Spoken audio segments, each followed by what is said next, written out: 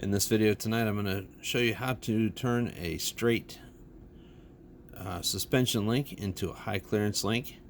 And the reason these work great is because normally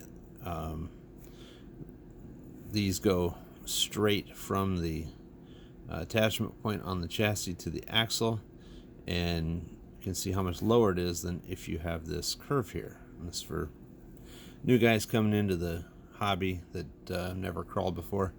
There's nothing wrong with the stock links. They're great. They're plastic, they're lightweight, they're durable, they're flexy. You're not going to ever break one.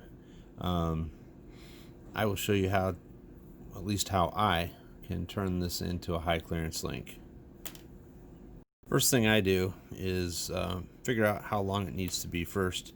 And this is very important because when you decide to high clearance your links, you will want to make sure that they don't change length. If they change length, it'll change the geometry of the suspension. So what I do is I get a nail and I'll put it in a block just to get the measurements right. And I don't have a hammer with me, so this will have to do for now. So I'll pound that in. I don't like how it's crooked, so I'll pull it out. You want to make sure these are straight because later on you are going to put a little bit of tension on this. You will put some tension on the link. So make sure they go in straight, because otherwise if you start pulling on it, it could actually ride up the nail and change the length. I'll get this pounded in, get the two ends measured out and nailed down, and then I'll show you the rest. Alright, so by nailing those in, it's not going to change length on you when you heat this or bend it or anything. That's how long it's going to be. Right now, obviously, it's elastic and it will go right back to its original shape. But I'll show you how to heat this without ruining first the ball joints or melting the link itself. Alright, tin foil is a really good insulator. Even NASA uses it on their satellites for heat shielding, and here it works just as well. The idea behind this is to shield off just the parts that you don't want to heat and leave bare the part that you do, because anywhere that you don't heat shield it, it's going to want to bend, and that's exactly what we're going for. And I use a lot of it, and then once it's wrapped up, I kind of leave the ends open for now, because once I'm going to need those sort of open in order to put the nail back through later on. But you don't want to have any air gaps, and you don't want it to move, so get it nice and tight. And also, you only want the bend to happen on one end. You don't want the whole thing to bend like a U shape. That wouldn't be good. But make sure you have a good enough gap here from the trying to get this tight, from leave some space from where you're going to heat it to where the ball joint is, because that ball joint can cook. If the eye hole in this on the end link gets deformed, you've just ruined the link and you'll have to buy another one. And I'll get the rest of this wrapped.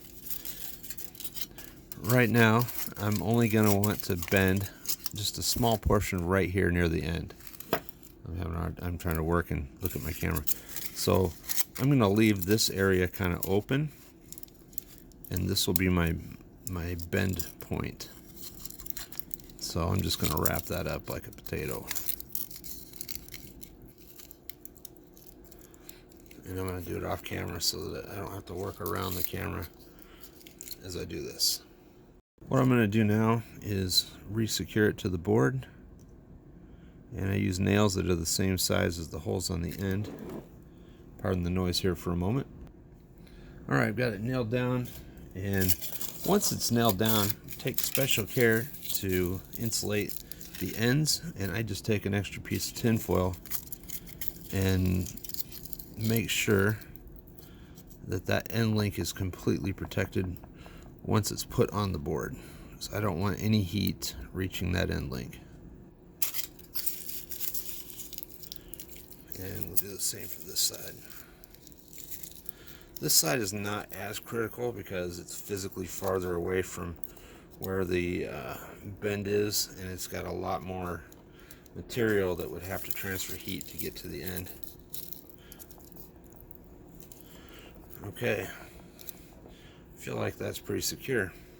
At this point, take my heat gun and just start warming it up. This is a critical point because you can get this plastic too hot and it'll bubble and burn and it'll just mess up your project. Also, I've got a set of needle nose pliers handy because once I do go to put some pressure on this to make it bend, it'll be so hot you just don't want to touch it. It'll burn your hands. And it looks like it's already wanting to start kind of bending a little bit on its own even. And make sure you work the heat evenly, kind of like roasting marshmallows. You don't want to burn it, you just want to heat it evenly so that it'll kind of heat up uniformly through the length of it. Oh, it's starting to get too hot. You see how it started to bubble there? Not what I wanted. It's okay if it does a little. Alright, it's got a little sag in it now, and I'll just kind of hold it there, holding the bend in it as it's cooling, and hopefully that'll be enough. And it'll take a little bit for it to cool down because it's pretty hot. It's hot enough to boil plastic. I don't know what temperature that is, but you don't want to touch it. So I've got a nice little bend in that, and I think that'll be a perfect link.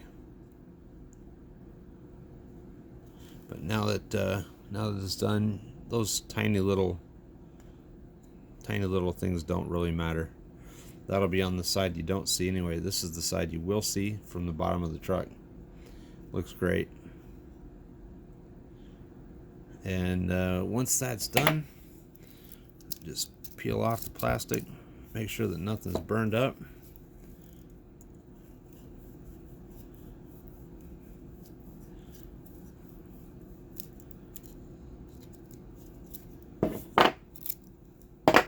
I said peel off the plastic, I meant the tin foil.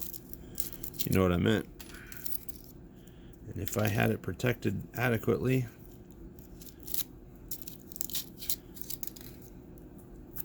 that should be a beautiful high clearance link.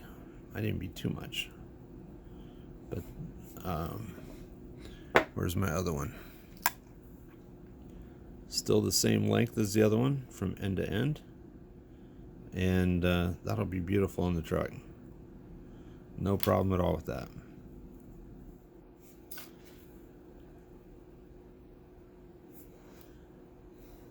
So that's going to keep you well clear of the rocks, and if I didn't get too much of a bend in it, it shouldn't even hit the upper link.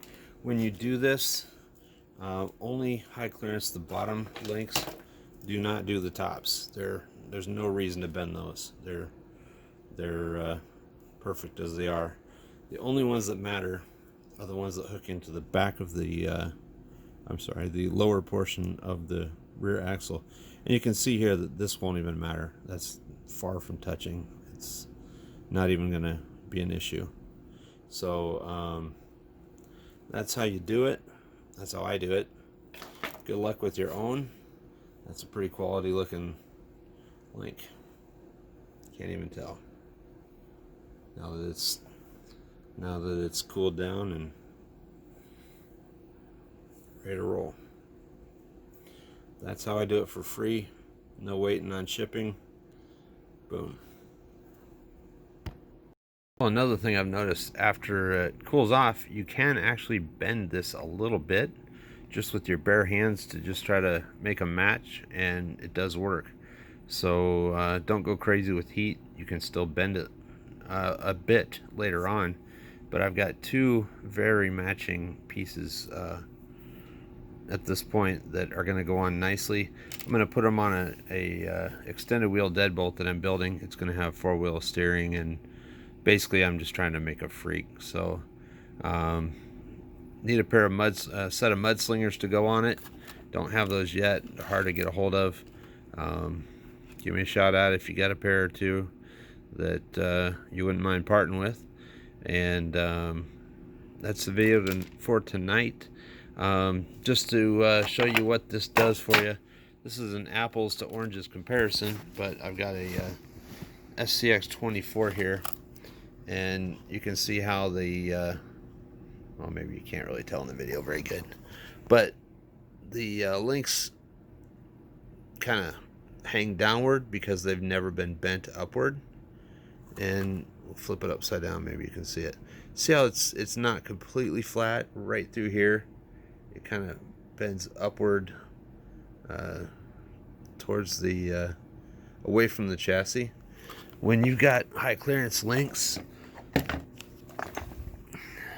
they'll pretty much be flat, and that's really good when you're trying to go over rocks, because they won't hit. The second you hit the frame on something, it will offload weight from the tires, and they no longer will get friction. So that's my dad's truck. I've done a lot of work on it for him, but it's still a work in progress. I'll throw some tires on it for him. But anyway, that's how you do the high clearance links.